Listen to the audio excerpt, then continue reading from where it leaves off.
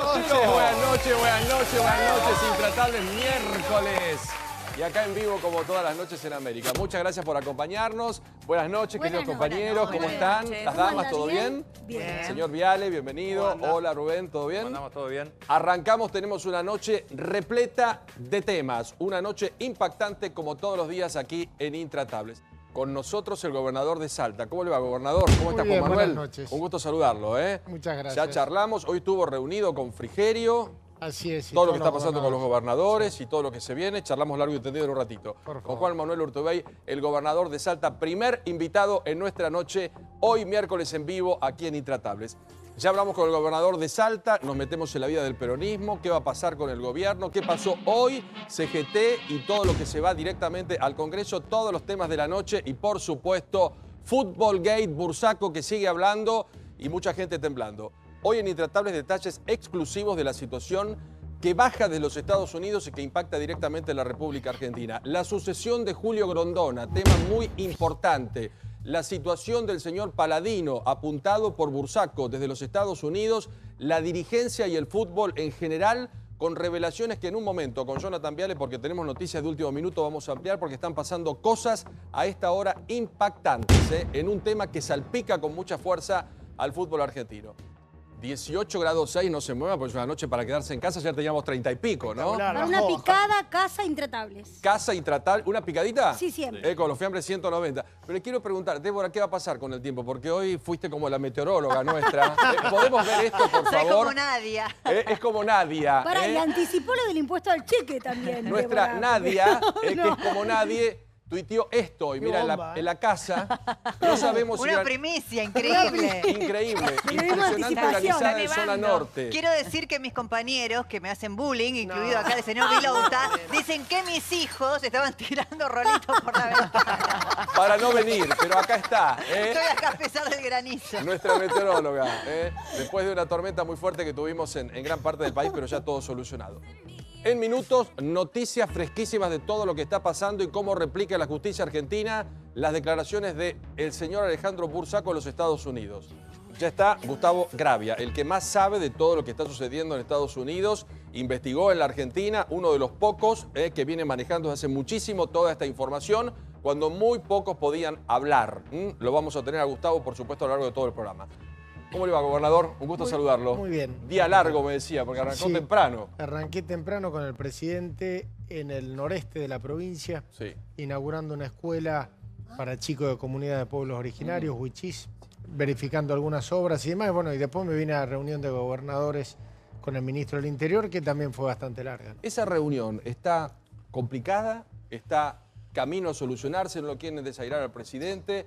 ¿Se va a terminar firmando? ¿Cómo está esto? Sí, mañana a las 12 terminamos firmando.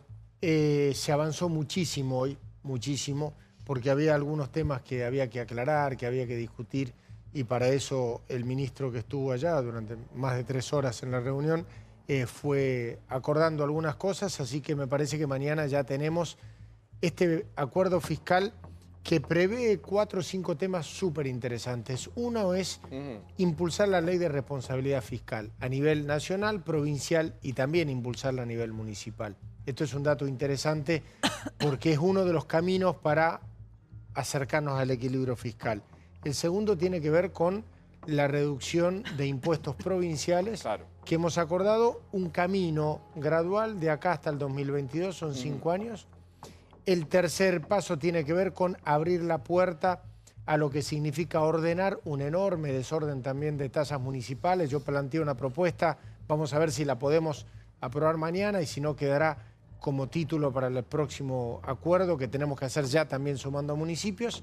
Y luego un tema súper importante que es el acuerdo del Fondo del Conurbano Bonaerense, que también generó muchísima disputa, pero que aparentemente... Y no le saca plata a ustedes. O sea, Buenos Aires va a tener su plata, 65.000 millones, pero no se la quitan a las provincias. Lo hablamos acá en alguna oportunidad cuando decíamos que esto se debía resolver de esta manera y no por un fallo de la Corte. Bueno, afortunadamente, tanto el Gobierno Nacional, la provincia de Buenos Aires y el resto de las provincias, llegamos a un punto de acuerdo.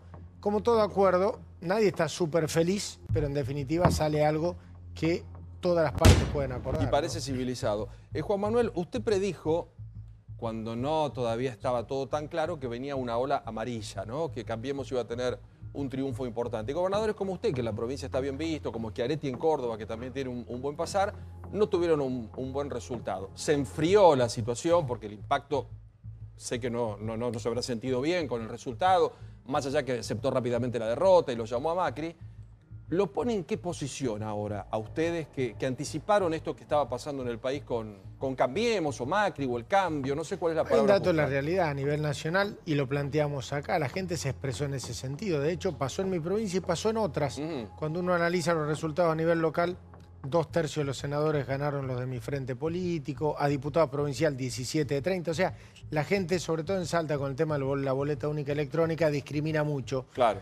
Prácticamente no existe el voto con boleta sábana ya en la provincia, con lo cual la gente elige claro y está bueno y hay que aceptarlo. No nos fue bien en la categoría de diputado nacional. Evidentemente la discusión nacional era otra. Nosotros en nuestras provincias no cuajábamos en ese tema. Pasó lo que pasó. ¿Qué viene de ahora en adelante? Es esencialmente garantizar condiciones para que el desarrollo de la Argentina sea equitativo en todos lados, más allá de los resultados electorales. Nosotros necesitamos que todos estos cambios que se hacen no castiguen las economías regionales. Por eso hemos podido acordar la disminución de lo que significaba los impuestos internos a producciones como el vino.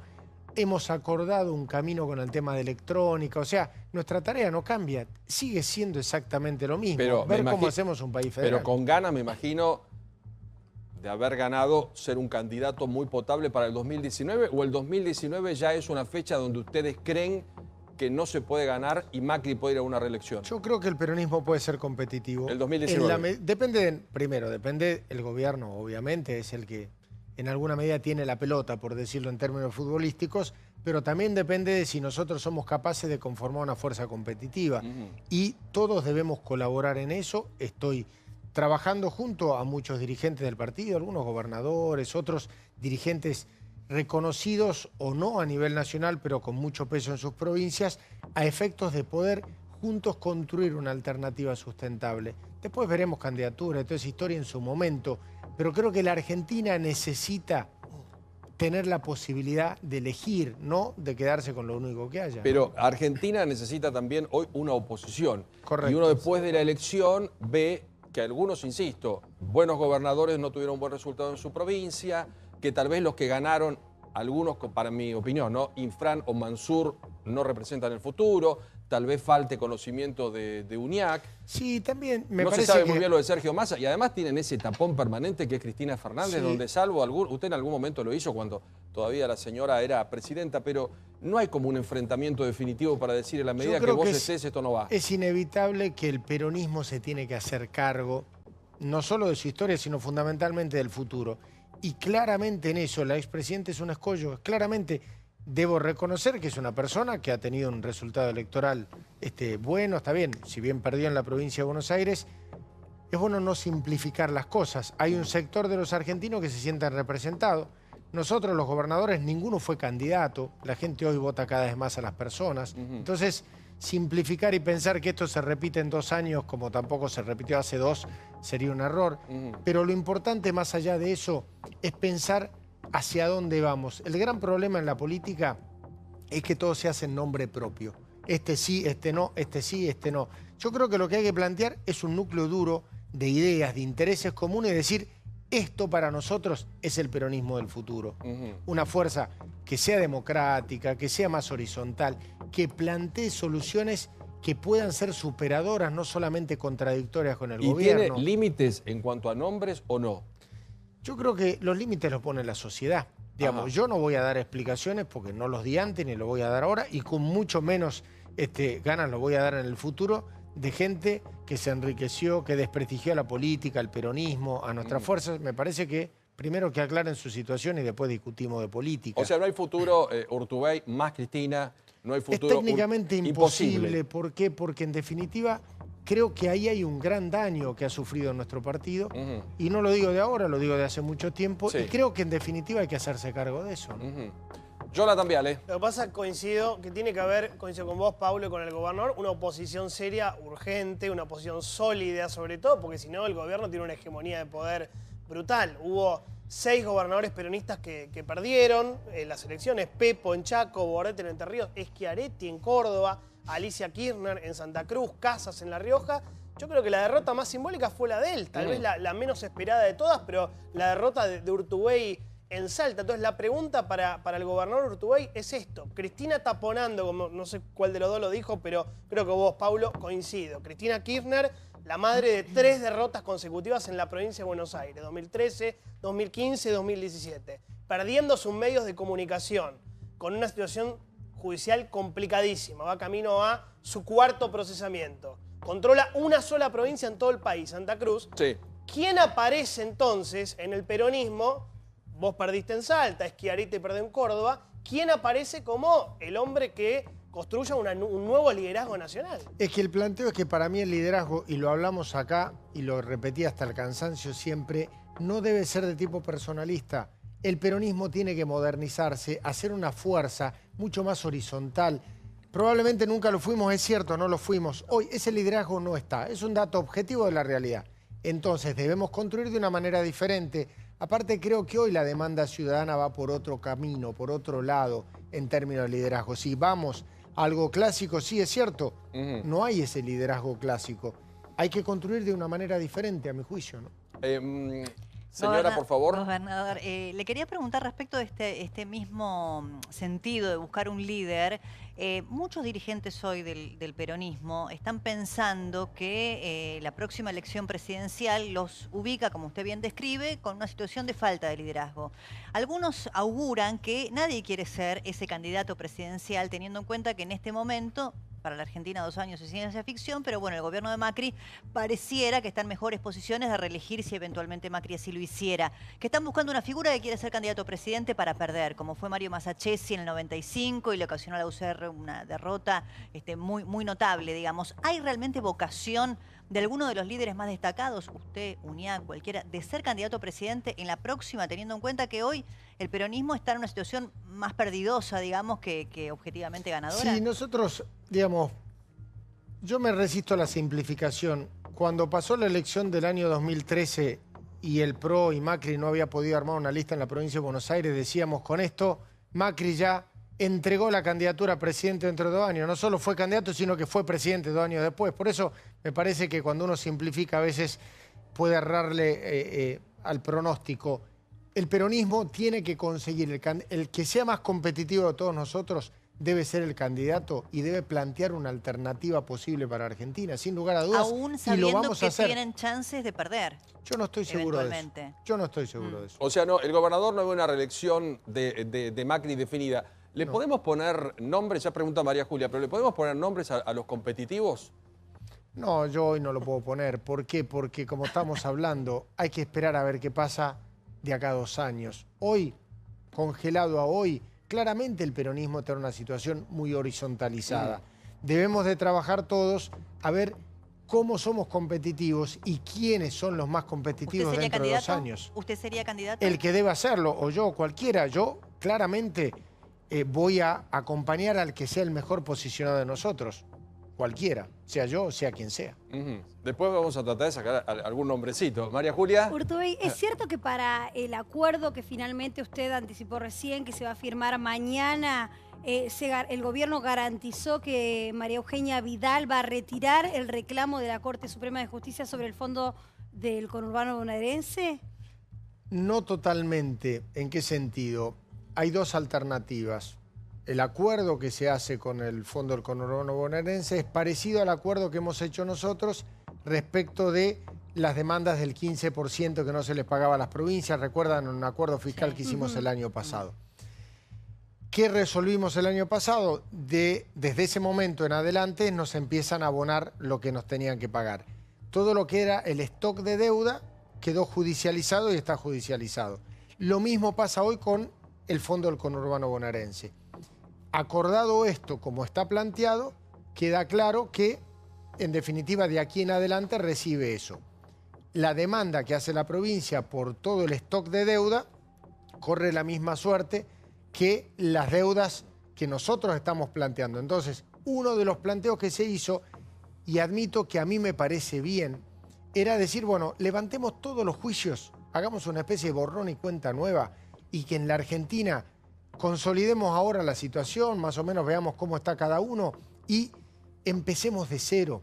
Porque si no, hay juicios a favor, juicios en contra, que los juicios son expectativas de cobro, que nunca sabemos qué se hace. Por eso no está cerrado ese tema y es uno de los temas que vamos a hablar mañana. Esto es, todos levantamos todos los juicios, incluido Vidal en Provincia de Buenos Aires y cada uno de nosotros, o todos seguimos con nuestros juicios por la deuda pasada y acordamos lo que viene de aquí en adelante. Son las dos posiciones que veremos qué pasa mañana. Meto una cortita y ya siguen todos mis compañeros. ¿Estamos bien económicamente en la Argentina? ¿Le gusta el rumbo del gobierno o estamos tomando mucha deuda y no bajamos el déficit? No estamos bien. A este ritmo la Argentina no se puede seguir endeudando para gastos corrientes. Por eso hay que firmar este acuerdo fiscal mañana. Por eso hay que promocionar inversiones en la Argentina. Por eso necesitamos crecer. Porque si nosotros seguimos sosteniendo este déficit fiscal, esto no aguanta, esto no se sostiene. Claro. Sí. Señora, por favor. Sí, justamente quería seguir con ese tema de la economía porque hoy lo escuché hablar por radio y dijo que si bien se va a haber algunos ajustes, prometió en este tren de achicar el gasto público que no se iba a quitar dinero de la gente. Me gustaría saber en realidad, porque ya se están sintiendo, algunos se anunciaron aumentos de gas, de electricidad, se habla de una reforma del Estado donde hay gente que va a sobrar. Digo, si no se va a tocar y hay que ajustar, ¿cuáles son los sectores de la economía que se van a tocar? Claramente lo que hay que hacer es apostar a crecimiento. Hay dos maneras de encontrar equilibrio fiscal. O vamos a ajuste nominal o vamos a crecimiento de la economía que impacte más que el crecimiento del gasto público. La ley de responsabilidad fiscal que se va a tratar en el Congreso Nacional y que ya se elaboró entre los ministros de Economía de las provincias y de la Nación, prevé eso, es cómo se genera un gap entre crecimiento económico y crecimiento del gasto público. Si hacemos que el crecimiento de la economía argentina sea más alto que el crecimiento del gasto público, nosotros vamos a llegar a un punto de encuentro en términos de equilibrio fiscal.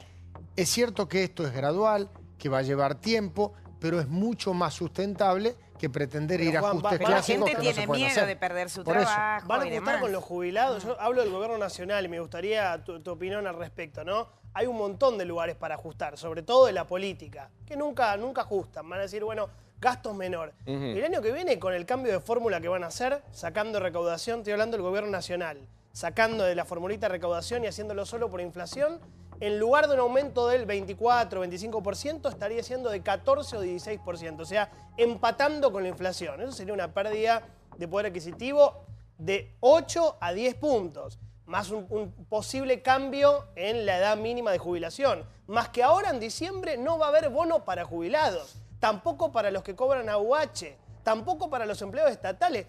Mi pregunta es, ¿está bien que el ajuste lo haga jubilados y la gente más pobre? Yo primero no estoy tan seguro que vayamos a una fórmula de adecuación por inflación. A mí me parece que va a haber que encontrar alguna variable intermedia. Por eso, pero a mí me parece que no sé cuánto consenso habrá en eso. Me parece que va a haber que encontrar alguna propuesta intermedia, porque me parece que ahí va a ser muy difícil, justamente en aras de garantizar el poder adquisitivo del haber jubilatorio. Y respecto de otras situaciones, nosotros lo que necesitamos invariablemente es reducir el déficit fiscal, porque hay un dato, todo eso que hay que pagar, todo eso que hablamos que hay que pagar, hoy se paga con endeudamiento. ¿Cuánto se sostiene la Argentina con eso? Ya lo vivimos en la Argentina, nos fue horrible. Es el famoso, Juan, entran 100 y gastamos 500 y pero no es lo que ese es el problema. Nunca. El drama tema cuál es ver es, dónde hoy ajustamos. más o menos nos está prestando el mundo, más o menos. Pero guarda... ¿Hasta cuándo? ¿Hasta cuándo? Y cuál es el nivel de compromiso con el cual terminamos si no vamos. Por eso digo, hay dos formas, esto ya no es una cuestión ni ideológica ni de ningún tipo, es, vos tenés 100 pesos, si gastás 200 te estrellás. ¿Cómo hacemos para acercar que el 100 pesos que vos recaudás y el 200 que vos gastás se encuentren en 150, por decirlo? Es, gastemos menos, ahorremos gastos que podamos ahorrar y hagamos crecer la economía. Y hagamos que se encuentren. Eso es lo que se está buscando. Es casi de sentido común. Claudio, por favor. Gobernador, volvamos un segundo a la política. Una pregunta en dos pasos. La primera parte lo hemos conversado acá días antes de las PASO. El cuadro peronista que usted describió muy bien hace unos minutos exige que haya algún mecanismo de acuerdo o de discusión de posibles liderazgos de cara a las elecciones dentro de 2 años. Hay tiempo para hacerlo, pero lo que no aparece por ahora, como decíamos aquella vez, los radicales tienen la convención, por ejemplo, es cuál podría ser ese mecanismo democrático cuando el peronismo tiene una tradición más vale breve de discusión redonda. Más vale un líder y los demás se encolumnan. Y ligado a esto, la segunda parte es, empezó a haber reacomodamientos fuertes de líderes peronistas respecto a la prisión de Julio De Vido y la supuesta traición o no traición o lealtad de dónde está parado cada uno y el peronista tiene que estar y el otro no tiene que estar. ¿Cuál es su posición respecto a ese conventillo? Primero, ¿cuál es el mecanismo? Es sencillo, son las PASO. Es un mecanismo súper transparente, en donde es la gente la que decide. Me parece que hay que animarse a competir en ese sentido. Obviamente que de acá hasta ese momento, que faltan casi 2 años, Y ahí pasa. van a pasar un montón de cosas y veremos obviamente quiénes llegan competitivamente para hacerlo, porque nadie va a ir a empujar paredes con patines. Si es competitivo va a ser candidato y si no es, no va a ser candidato. Respecto de la cuestión de la lealtad y demás, para mí la lealtad únicamente es con los principios, es con las ideas. No es ni con las personas y mucho menos con la situación penal de las personas que estén dando vuelta por ahí. Eso para mí no exige lealtad. No lo veo cerca de Aníbal Fernández, de Rafael Bielsa. Definitivamente no. Con Massa y con Randazzo, ¿cómo se está llevando? ¿Bien? Hace mucho que no hablo con ellos. Ajá. Sí hablé con Balibuca hace poco, que fue electo en la lista de Florencio, estuvo en Salta con la familia, estuvimos charlando un rato largo. Coincidimos, pensamos parecido, creemos que hay que construir una alternativa que pueda ser superadora de esta situación. Con Florencio y con Sergio hace rato que no hablo, pero entiendo que deben estar en esa misma sintonía, ¿no? ¿Rubén? En las últimas horas hay una noticia que le puede incomodar un poco al PJ, que estuvo dando vuelta por el Senado, y es que dice que Cristina estaría bajando las pretensiones de armar un bloque propio frente a la debacle judicial que tiene alrededor, y estaría buscando que le abran la puerta y meterse, pidiendo un par de cargos en comisiones nada más, pero meterse abajo de la estructura que Pichetto empezó diciendo que le niega, que sería una estrategia bastante lógica que aplicara Cristina en medio del incendio. ¿Y si Cristina les golpea la puerta, se la abren para entrar al bloque? Hay que preguntarle a los senadores. Yo la verdad es que no, es una cuestión. Lo que hay que discutir, vuelvo a la cuestión del principio, porque en definitiva fue electa senadora por el pueblo de la provincia de Buenos Aires, mejor, peor, igual.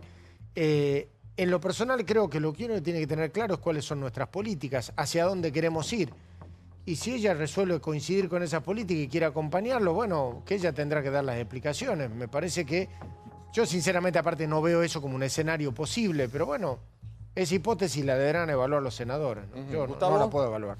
Gobernador, hay un tema que es de candente actualidad que tiene que ver con la caída del grupo Indalo, y a partir de ahí se ha generado toda una situación sobre si el Estado, o el gobierno en este caso, debe ayudar a que no quiebre o a tomar, por ejemplo, los medios del grupo para que los trabajadores no sufran o para que no cierren esos medios, evaluándose algunos que sería una pérdida de la libertad de expresión. ¿Cuál es su pensamiento sobre el tema? Yo respecto de esto, yo nunca fui amigo del Estado dueño de medios de comunicación.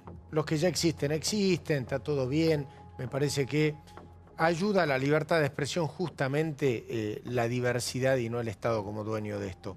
Lo que hay que garantizar es, como en toda quiebra, en toda situación, es garantizar que aquellos trabajadores que se vean damnificados sean aquellos que tengan privilegio a la hora de tener su indemnización, de ver de qué manera se puede colaborar. En nuestra provincia lo hemos hecho, por ahí no con medios de comunicación, con otros, en de qué manera se puede colaborar para que ellos puedan sostener su fuente de trabajo y demás. Pero ir como Estado a estatizar medios de comunicación, en lo personal yo no coincido, es mi opinión. ¿Imaginaba, Juan Manuel, este momento de una justicia argentina reactivada y llamando a tanta gente, entre ellos muchos presos, ¿no? De Vido, Vudú, Barata, Jaime, Báez? ¿Imaginaba esto o no? Sí. ¿Por qué? Porque en definitiva alguna vez esto tiene que funcionar. El problema que tenemos en la Argentina es que todo está politizado. Entonces, si la justicia no funciona es porque hay alguien ofreciendo cobertura. Si la justicia funciona es porque hay alguien persiguiendo. No, creo que nos tenemos que acostumbrar a que si hay discusión, la gente tiene que ir y prestarse a la justicia. Y si hay algunos niveles de sospecha firme o lo que sea, de acuerdo a los avances procesales, y hay que detener a alguien y que lo detengan, y me parece normal. Pero te dan certeza estos jueces, digo, los mismos jueces que aparece un negocio del hermano del hijo con Freiler y de golpe el hijo se pone las pilas y lo mete preso a Vudú. Celebramos acá que Vudú esté preso, que una persona que se haya quedado con Chicone esté preso. Pero al mismo tiempo no somos tontos y vemos que algunos jueces actúan en defensa propia. ¿Vos no lo ves? Yo igual que en la política, en la justicia digo lo mismo. Si me corro de nombres propios, quiero sistemas que a mí me garanticen más certezas. Una de ellas es la reforma al sistema, al Código Procesal Penal, al Ministerio Público. Nosotros tenemos toda una serie de reformas en justicia penal argentina. Algunas provincias, como la mía, ya hemos hecho, otras provincias también. A nivel nacional se demoró con este tema de que Gil Carbosí, no, lo que sea. Me parece que hay que darle mucho más certezas al ciudadano respecto de los procesos. Una de las cosas que se discutieron últimamente es la utilización de la de la prisión preventiva como mecanismo. Bueno, en la medida en que eso lo regulemos con los códigos procesales, con las leyes efectivas, y todos nos vamos a quedar tranquilos de que cuando alguien va a detener a alguien no es para hacerse popular, sino porque el avance procesal así lo amerita, ¿no? ¿Estamos mejor? Esta es la última de mi parte. ¿Estamos mejor o peor que hace 2 años a nivel país? Como país estamos mejor. ¿Mejor? Como país estamos mejor, con muchísimos problemas, con gente que realmente la está pasando mal, pero estamos mejor. La Argentina es un país que empieza a dibujar una institucionalidad que es el preconcepto básico para después tratar de crecer en la economía, en la producción, en lo que sea, ¿no? Bueno, la parte cholular tengo que preguntar, por supuesto. ¿Cómo está la primera dama? Porque estamos esperando, ¿no? Súper bien, la verdad es que súper bien. Los primeros meses estaba con mucho mareo, toda esa cosa propia del Estado. Pero vos sabés que de la noche a la mañana se empezó a sentir bárbaro. Es Salta. Así que, sí, no, es Salta. Espléndida. Es más, desde allá de Salta me está viendo, le mando un beso grande. Le mandamos un beso muy grande a Isabel. Te mando un beso grande. 5. 5. Ah, muy bien el gobernador, ¿eh? Muy bien el gobernador. Tremendo. Bueno, le mandamos un beso a Isabel muy grande. Gracias por venir, Juan Manuel. Un gusto grande. Muchas gracias a vos. Y ojalá se firme y ojalá estemos mejor, porque en definitiva, Espero. yo creo que mucha gente cuando lo escucha entiende que hay que dialogar, que hay que sentarse, que un día gana uno, que un día gana otro, que no es esto una guerra, es un país que definitivamente tiene que trabajo modo, en ¿no? eso. Y es la fórmula. Gracias por venir. Gracias. Gracias. Bueno, aquí con nosotros el gobernador de Salta, el señor Juan Manuel Urtubey, tocando todos los temas de actualidad. ¡FIFA Gay!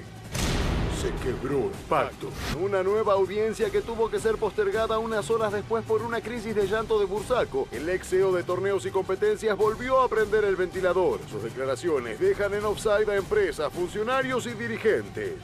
Ya está confesado. Ahora podrán condenarlos o no. Coimearon, le pagaron a los que estaban, compraron gobierno. Julio Grondona era un tipo muy inteligente, muy sabía cómo y cuándo ponerle la pata en la cabeza a alguien y con qué. Fue lo peor que le podría haber pasado al fútbol argentino. No creo que Paladino ni Delon hayan cobrado esos 4 millones para ellos. Eran más que nada pasamanos. Ambos estaban vinculados a Aníbal Fernández y a Mariotto. Ahora sí, lo conozco hace muchísimos años. O sea, le tengo una enorme confianza.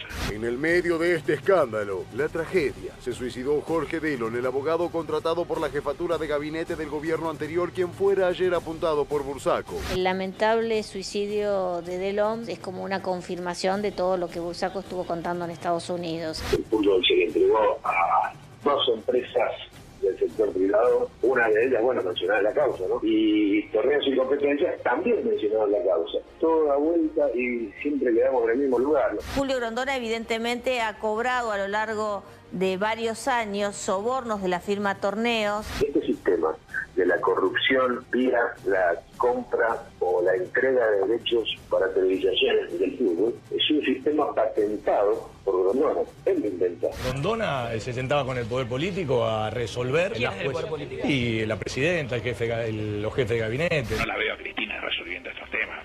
Siempre se resolvió con Zanini. Ratas, corruptos, chorros, ladrones, delincuentes. Ratas, corruptos, chantas, manejaron el poder, pero en todos los sentidos, con cualquier cantidad de dinero, con una tremenda impunidad.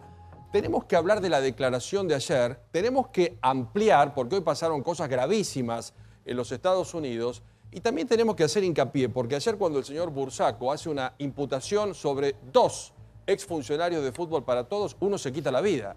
Y no es un tema menor. Hay que analizar y hay que hacer hincapié también en qué pasó tomándose esta decisión. Cuando a las 6 estalla en los medios el caso Bursaco y a las 7:10 de la tarde el doctor Delón se quita la vida. Pero ¿cómo es el comienzo de toda esta historia, Gustavo? Porque para muchos es nuevo y para pocos esto lo conocemos desde hace mucho tiempo. Sí, a ver, rebobinemos un poco para que la gente entienda en qué marco se produce todo esto.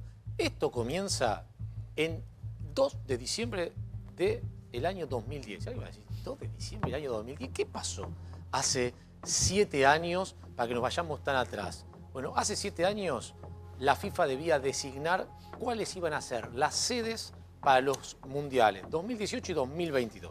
2018 le correspondía a Europa, estaban postulados Inglaterra, España y Rusia. La elección fue para Rusia, se dice que se pagó sobornos, nunca se probó nada. El Mundial 2022, y este es el primer eje, que además en la declaración de Bursaco ahora vamos a contar por qué este eje es tan importante, Mundial 2022 le correspondía supuestamente a América y a Estados Unidos, claro, que era el que se había postulado por América. Tan fuerte era la postulación de Estados Unidos que no solo tenía los votos a favor, sino que el presidente del Comité Pro Mundial 2022 de Estados Unidos era nada menos que Bill Clinton. Y Bill Clinton fue ese día al Comité Ejecutivo de la FIFA a hacer la alocución diciendo, señores, somos nosotros. Claro. Y se sabía que estaban ganando. El otro postulante era Asia con Qatar. Qatar no tenía estadios, no tenía infraestructura, no tenía historia mundialista. Era difícil que ganara la sede. 2 días después, Qatar extrañamente gana la sede y todos miraron a quién, al presidente de la Comisión de Finanzas de la FIFA, nuestro benemérito Julio Humberto Grondona. ¿Qué fue lo que ocurrió? Hubo coimas por 85 millones de dólares para dar vuelta esa elección. A partir de ahí, Estados Unidos dijo, mira, yo te dejo pasar esta, pero algo voy a hacer. Y empezó a ver de qué manera podía desentrañar si había estas coimas que se habían pagado. Y encontró rápidamente su chivo expiatorio, que era un hombre propio de ellos, que se llama Chuck Blazer, que murió hace 6 meses atrás, que era un funcionario de la CONCACAF, ciudadano estadounidense, y le empezaron a revisar todos los números. Todos los numeritos. Lo que alguna vez debería haber hecho acá la FIP con Echegaray y nunca hizo, ¿viste? Cada vez que nosotros decimos, pero como Echegaray no se da cuenta que un monotributista como Fariña compraba cosas, chicones. Bueno, ellos fueron y dijeron, a ver, Blazer, mira, te encontramos un montón de cuestiones ilegales. Tenés 2 opciones. O te hacés como si fuera una segunda piel, micrófono oculto, y empezás a hacer todas las charlas con los dirigentes de las federaciones sudamericanas y nos traes información, o caso contrario te metemos preso por 40 años. Así empezó. Así empezó. Blazer dijo, así empezó la cosa. Yo me pongo los cables, voy... Y entraron todos. Y durante casi 3 años fue el topo de los Estados Unidos metido dentro de la CONMEBOL y dentro de la FIFA. Eso provocó lo que hace 2 años fue la gran redada de dirigentes en el Congreso de FIFA en Suiza, y cuando llega toda la información a la fiscal Loretta Lynch, fiscal general de Estados Unidos... Que fue clave. Que fue clave, dice, a ver, ¿quiénes son los implicados?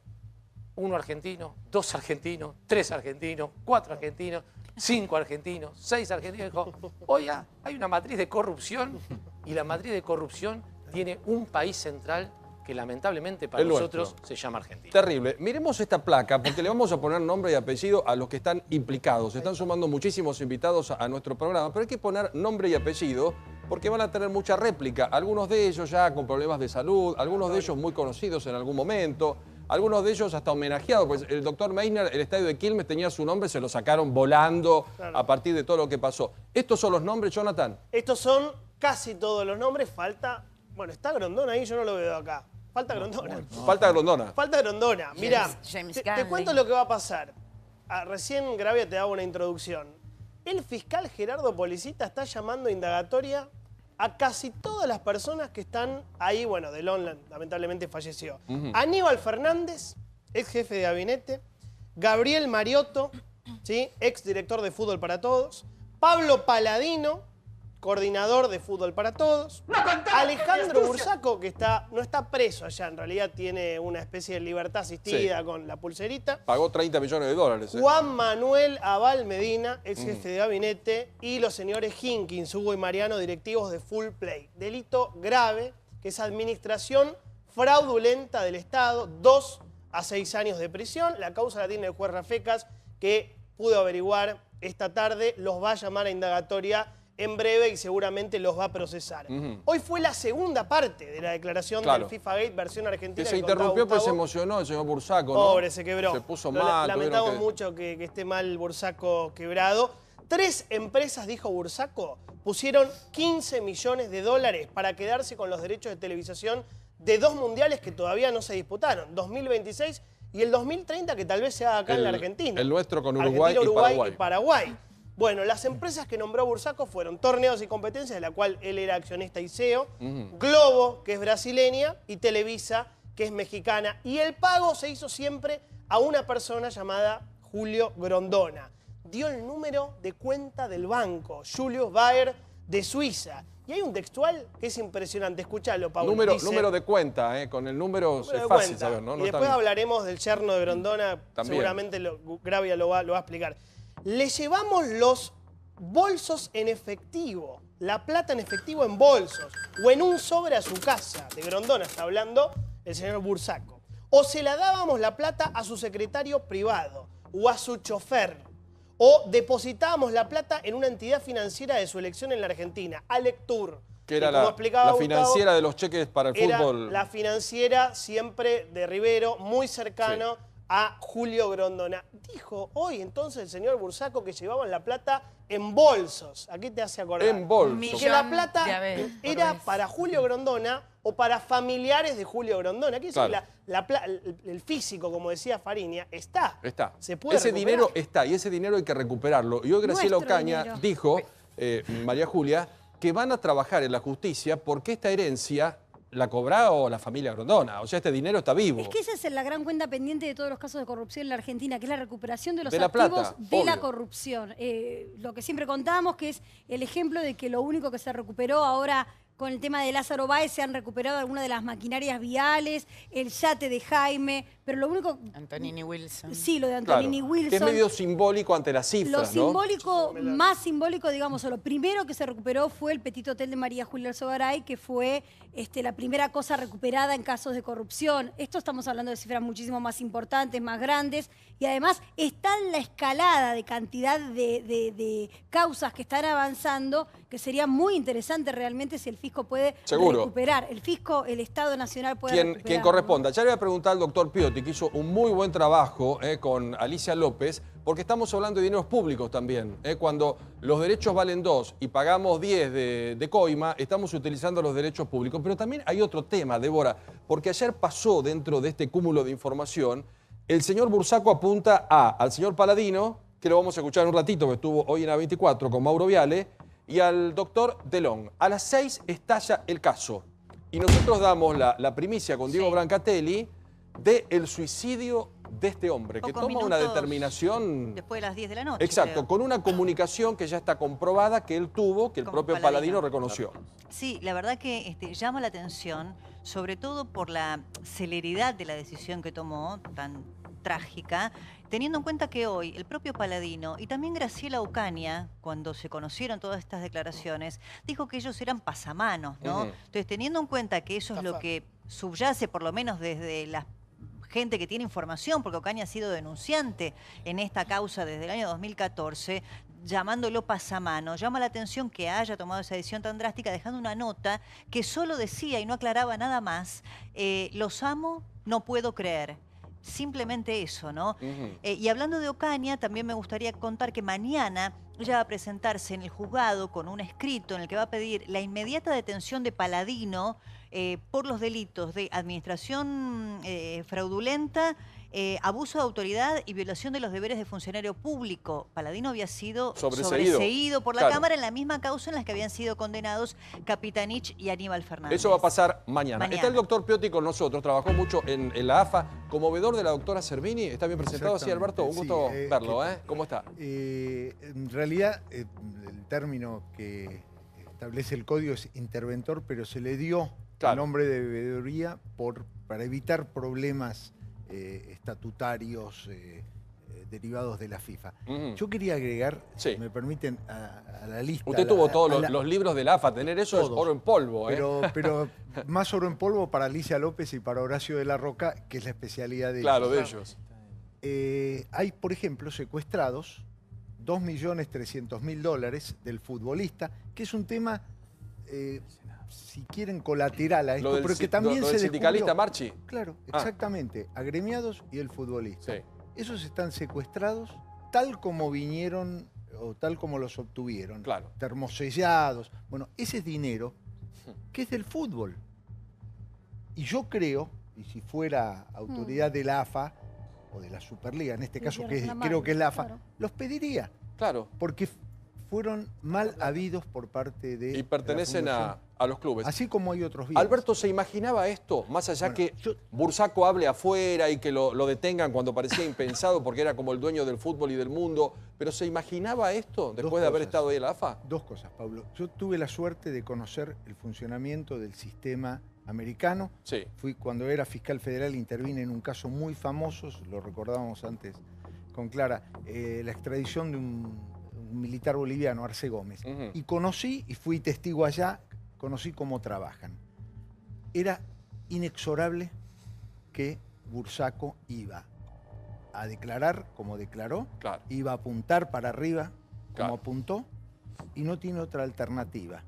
No tiene otra alternativa porque ya ha negociado con los fiscales. Allá, aunque sea imputado, tiene la obligación de decir verdad, y si no la dice, las consecuencias serán muy graves. Se sabe dónde está el dinero. A mí me gustaría que la versión argentina de la causa... La plata de los bolsos. Y lo está diciendo el señor Bursaco. Por eso estaría bueno que reaccione la justicia argentina. Claro, le están dando los cuentas, los lugares, la cantidad. El doctor Policita, el doctor Rafecas, los que tienen la causa argentina, no la justicia de Estados Unidos, hoy también trasciende a lo que había dicho este banquero que se declaró culpable por intermediar entre Grondona y Bursaco, que se llama Jorge Arzuaga. Escuchen esto porque este banquero es determinante. Cuenta el procedimiento, la ruta del dinero, dónde va, dónde la depositó, para buscar el camino de esto, ¿no? Coimas, 25 millones de dólares. Se movieron a través de 2 bancos suizos. Da el número de cuenta, dice Credit Suisse, número tanto. Hasta las Julius tetas. Baer, lo mismo que dijo Bursaco. Número de cuenta tanto. No es tan difícil, ¿no? Yo comprendía y creía que este dinero era dinero de sobornos. Y marca al yerno de Grondona. Señala a Gennaro Aversa, el esposo de la hija de Grondona, Liliana Grondona, que tiene una constructora llamada Constructora Deportiva, que hizo el estadio Refacciones en All Boys, Todos en los Atlanta. estadios Todos los estadios pasaban de por esta si gente, vos ¿no? A ver, cuando vos querías remodelar un estadio, tomabas hacías una licitación, se supone. Claro. Y venía la AFA y te decía, es Gennaro Aversa. Decía, bueno, pero ¿por qué? Y yo he vivido eso en 2 clubes de primera mano. ¿Y por qué Gennaro Aversa? Bueno, ¿vos querés seguir jugando en primera? ¿Vos querés seguir jugando en el Nacional B, en la categoría? Construya. Es Gennaro Aversa. ¿No estaba también involucrado en cascos blancos? No, ¿No? pero el sobreprecio es de entre un 50 y un 60%.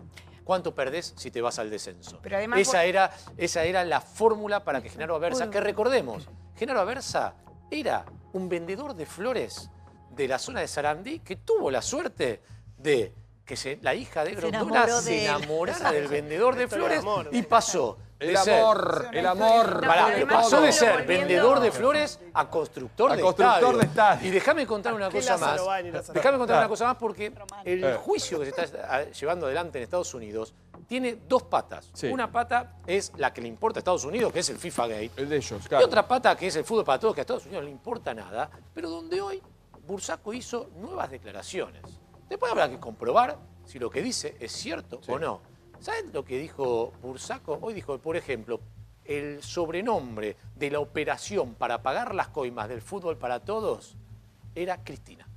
El sobrenombre. El sobrenombre. La operación se llamaba Cristina. Para pagar los sobrenombres. Después habrá que comprobar. Qué coincidencia, ¿no? Sí, vaya uno a saber.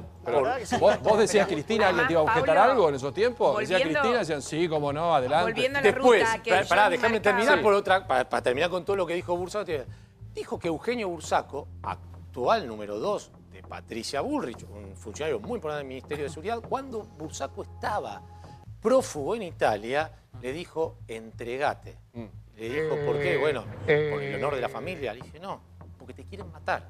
Y dice, ¿quién me quiere matar? Dice, nosotros tenemos el dato que hay efectivos de la policía bonaerense que le pusieron precio a tu cabeza. Dios mío. Y hoy estuvo prófugo y se entregó. Y se entregó. Y hoy el señor Alejandro Bursaco pidió una visa especial que se llama Visa S, que es para testigos arrepentidos para poder quedarse a vivir una vez que termine todo este proceso en Estados Unidos, diciendo, tengo temor por mi vida y por la de mi familia si vuelvo a la Argentina. Todo esto enmarcado en lo que tiene que ver con lo que nos toca a nosotros por el fútbol para todos. Después, además, se expresó bastante sobre todo lo que tiene que ver con el fútbol. Yo le tendría miedo a la justicia americana más que a la Argentina, pero volviendo un minuto a lo que... matar allá, no acá, ¿eh? Sí, pero con volviendo a lo que efectivos... decía Johnny, la ruta del dinero... en estas declaraciones lo que se decía es que Grondona pedía el dinero en efectivo. Era Grondona quien reclamaba el dinero fuera en efectivo. Digamos, es una ruta que se puede trazar. Sí, además hay bancos, hay números de cuenta, hay choferes, hay amigos. Chiche, ¿qué pensás de todo este lío? Toda la plata que salió de Qatar. ¿Sí? Ten en cuenta que Qatar Foundation, que era la dueña del Barcelona, para lograr el Mundial de Qatar pusieron 80 y pico, ¿no? 85 millones de dólares era de ese fue el botín que se repartió. Ahora, yo le preguntaría a Piotti, si estuvo en los libros de la AFA, ¿dónde se justificaba la coima? ¿En dónde estaba? Porque yo no entiendo eso en los libros de la AFA. Pero, a ver, es que yo no entiendo, no te lo estoy cuestionando. No, pero eso en los libros de la AFA no estaba. ¿Para qué pagaban coima acá? ¿Para qué ¿Para qué? sirvieron los dueños del fútbol? ¿Para qué pagaban la coima? Pero votaban y un mundial general. Eterna insatisfacción del a ver. ser humano. Claro. Pero ¿para qué si son los dueños? No entiendo por qué. No sé si me entendés. Mi como duda es, FIFA. ¿cómo el AFA era el retorno. ¿Por qué le daban plata a Grondona? Claro, ¿para qué? Porque era el 2 de la FIFA, manejaba el Pero todo. es por otro negocio. Esto es lo que a mí me sorprende. ¿Para qué se lo van a dar? A ver, chicos, te estoy hablando, le das 4 millones de dólares a 2 ejecutivos menores, aparentemente Paladino manejaba la programación. No es que yo dudo que sea cierto, es que no entiendo para qué se lo daban. No, Chiche, pero no tiene que ver, son dos cosas diferentes. Por eso yo explicaba. No, Lo de está Qatar, bueno lo de Qatar aclararlo. tiene que ver con es otra cosa. Y todo lo de FIFA es otra historia. Lo de los 4 millones que Bursaco dice, después hay que comprobarlo, que Bursaco dice haber pagado, es para qué torneos. Recordemos, hasta el 2009 el fútbol lo tenía una empresa llamada Trisa. 50% Grupo Clarín, 50% torneos y competencias. Sí. El CEO de torneos y competencias era el señor Alejandro Bursaco. Sí, el dueño. ¿Sigue siendo dueño? No, tuvo que vender su parte. Bueno, después sí. Gravia. Bueno, tuvo que vender. En los papeles no es más dueño. En los papeles no es más dueño.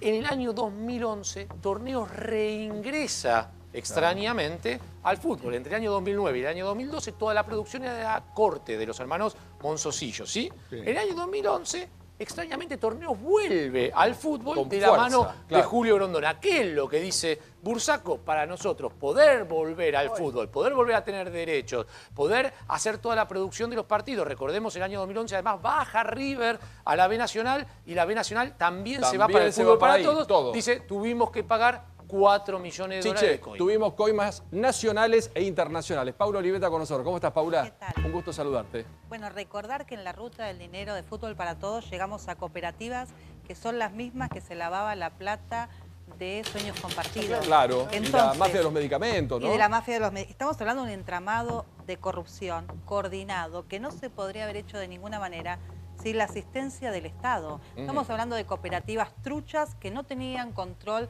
del organismo que las regula. Claro.